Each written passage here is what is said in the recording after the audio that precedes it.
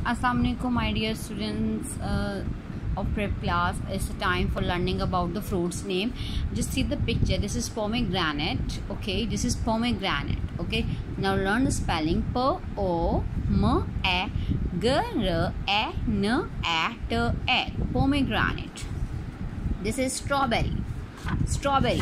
Okay, learn the spellings. S-T-R-A W-B-E-R-R-Y. Okay, strawberry. Guava. G-U-A-V-A.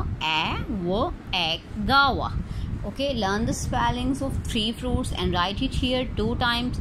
You can see learn the spellings from here and then learn the spellings by heart. You have to write the name of fruits any 5 in the exams also. So learn 3 by heart, and next we will do 3.